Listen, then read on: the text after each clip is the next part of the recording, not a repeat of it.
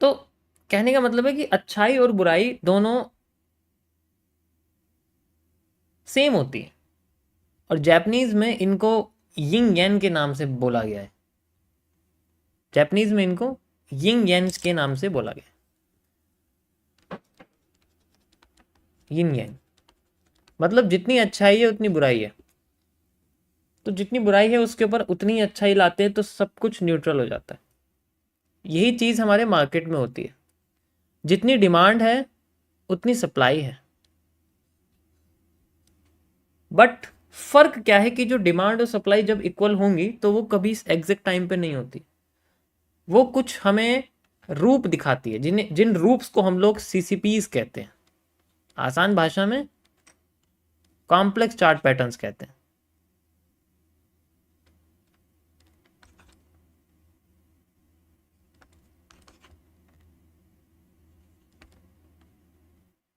इनके जरिए हमें ये डिमांड और सप्लाई नजर आती है। एंड इनमें फ़र्क होता है कि आने वाली डिमांड या आने वाली सप्लाई एग्जैक्ट हमें वहीं से नहीं दिख रही कि हाँ अभी बुराई हुई है तो अब अच्छाई हो जाएगी, ऐसा नहीं होता।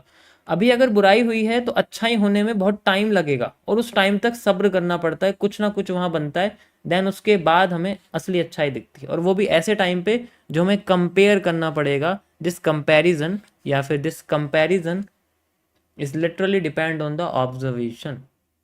एंड ये पेशेंस, इतना सारा पेशेंस करना पड़ता है, बस इसमें नहीं रुक पाते, क्योंकि हमें लगता है कि अगर ये ऐसे गई है तो ऐसे चली जाएगी। This is not possible. अगर चली भी गई तो कोई भी यहाँ पर इसको यूज़ नहीं कर सकता। तो हमें उसके बीच में आने वाले एक पेशेंस को, एक मतलब आप कह सकते हो कि जो मार्केट रुकती है उसको समझना, और रुकने को हम चार्ट पैटर्न में बेसिकली कन्वर्ट करते हैं, और इनको हम वेरियस सीसीपीज के ज़रिए पढ़ते हैं। जिस तरीके से कोई सप्लाई डिमांड में कन्वर्ट होती है, या डिमांड कॉपी होती है, तो वो इसी तरीके से होता है। वहाँ पर कोई ना कोई बीच में चार्ट पैटर्न बनता है, जो कि आपका कोई भी पैरेलल चैनल हो सकता है। ठीक है, मैं कई बार इस बात को बता चुका हूँ, आज भी बोलूँगा, आने वाले टाइम में भी यही बोलता रहूँगा। इनके अलावा कुछ भी नहीं है, आप यकीन करो या ना करो। सारी की सारी ये चार्ट पैटर्न एक दूसरे से जुड़ के एक एसेट का ग्राफ बनाते हैं। जैसे कैंडल मिल के बुलिश एंगल्फिंग मिलके आपका चार्ट पैटर्न मिलके बेसिकली आपका पूरा ग्राफ बनाते हैं। तो सबके बीच में सप्लाई और डिमांड का जो इंटरचेंज है वो समय लेता है, हमें एग्जैक्ट नहीं मिलेगा। और हमेशा रेवेंज का भी टाइम आता है, हमेशा रेवेंज का टाइम आता है। तो रेवेंज का टाइम बेसिकली एकदम नहीं आता, टाइम उसमें पेशेंस रखना पड़ता है, प्लानिंग होती है कि मैं यहाँ पर कब सप्लाई को दोबारा से एक्वायर करूँगा, कब मुझे मौका देगी वो, कब मुझे वहाँ पर मौका देगी। तो मौका देने के पहले वो कुछ इंडिकेशन देती है। इन इंडिकेशंस को हम लोग चार्ट पैटर्न में समझते हैं। जैसे कि एक हमारे पास आता है peanut, one of the most popular.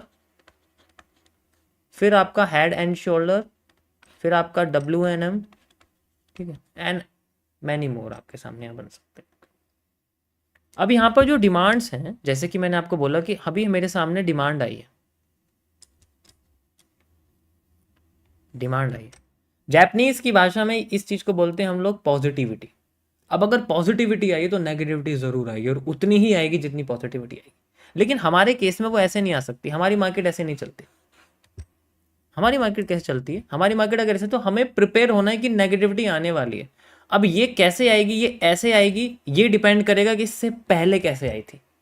अगर पहले वाली नेगेटिविटी इस तरीके से होके आई थी, तो आगे वाली नेगेटिविटी भी लगभग इसी तरीके से होके आएगी। उसके बाद ही हमें हमें दोबारा से पॉजिटिविटी मिलेगी। तब तक हमें सब्र करना पड़ेगा।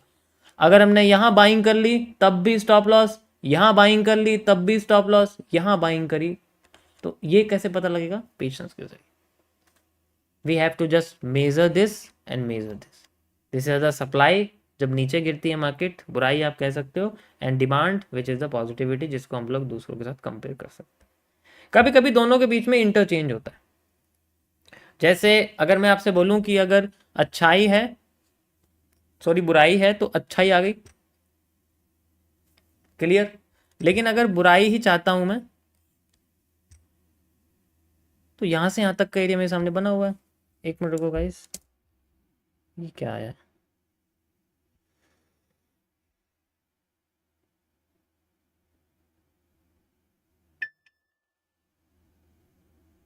एक मिनट रुको, कुछ आज कितनी डेट है?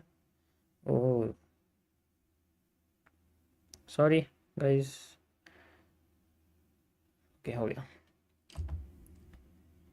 एग्जाम्पल के लिए जैसे मैं कोई भी आपके सामने पीनट्स देखता हूँ, मार्केट ऐसे नीचे गिरती है मान लीजिए, और फिर ऐसे इस तरीके से चलना शुरू करती है। अब इसके बाद वो फिर से गिर जाती है, तो अब इसको किससे मेजर करेंगे? पता कैसे लगेगा?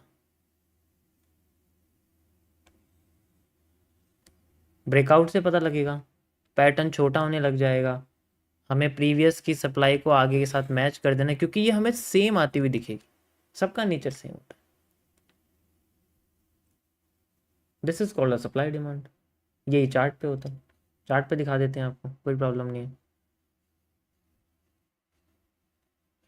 ये देखो यहाँ क्या नज़र आ रहा है आपको?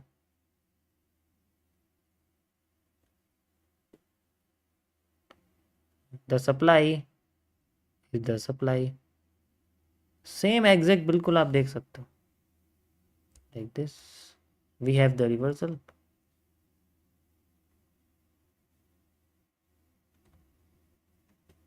दोबारा से आप इसमें देख सकते हो, लाइक डिमांड, डिमांड आ गई, ठीक है।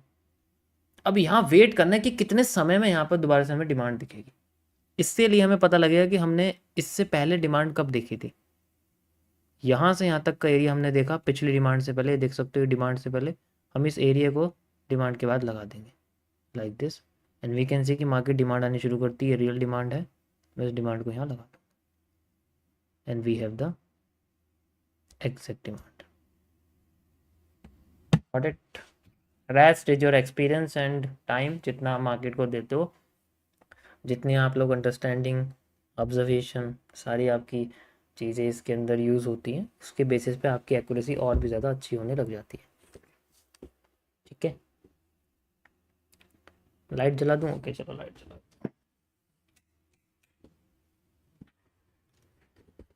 मैं फिर भी वैसा ही दिखूंगा जैसे मैं बिना लाइट में दिखता हूँ।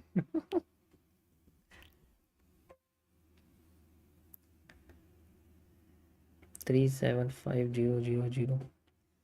ओके, समझ आ गया गाइस आपको? अभी भी हम क्या कर रहे हैं? अभी भी हम यही कर रहे हैं, आफ्टर इफेक्ट वगैरह यूज़ कर रहे हैं। अभी आपके सामने जो डिमांड आई है कहाँ से आई है?